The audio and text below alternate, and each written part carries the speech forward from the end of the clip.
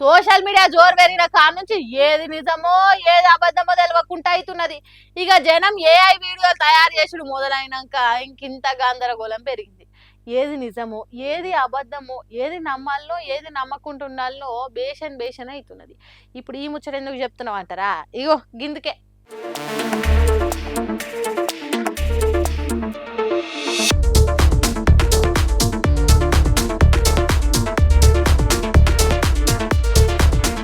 నిజం గడప దాటక ముందే అబద్ధం 6 ఊర్లు చుట్టొచ్చిందంటారు కానీ సోషల్ మీడియా పుణ్యం అని అబద్ధం 60 దేశాలని దాటిపోతున్నది.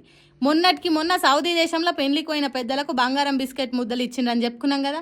మన దేశంలో బంగారం రేటు విపరీతంగా పెరుగుకుంటూ పోతుంటే అక్కడ మాత్రం పలారం పంచినట్టు వంచుతున్నారని పరిశాన్ అవ్వకుండా చెప్పుకున్నాం కదా.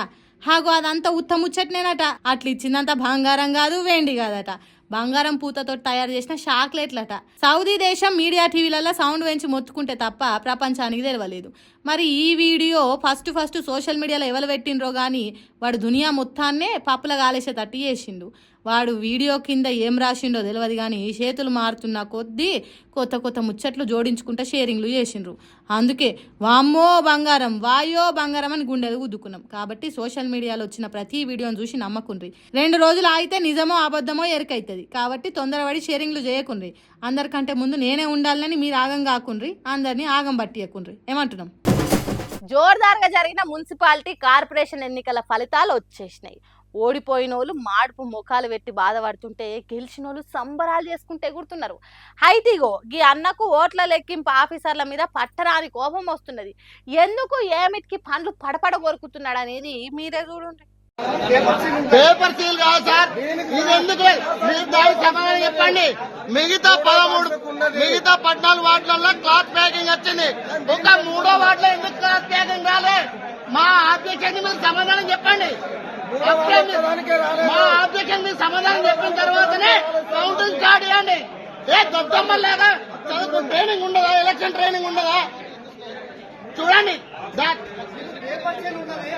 పేపర్ సీల్ తో సంబంధం లేదు. అక్కడ క్లాత్ ప్యాకింగ్ దానికి కూడా ఉంటుంది. చూడండి, క్లాత్ ప్యాకింగ్ దానికి కూడా ఉంది, క్లాత్ ప్యాకింగ్ చూడండి.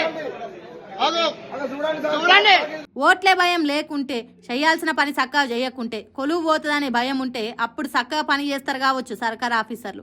మరి లేకుంటే ఏంది? బ్యాలెట్ బాక్సులకు బట్ట జుట్టి సీలింగ్ వేయాలన్న ఇంగితం లేకుంటే ఎట్లా? ఎన్నికల ట్రైనింగ్లా పెద్ద ఆఫీసర్లు వాళ్ళకి చెప్పలేదా?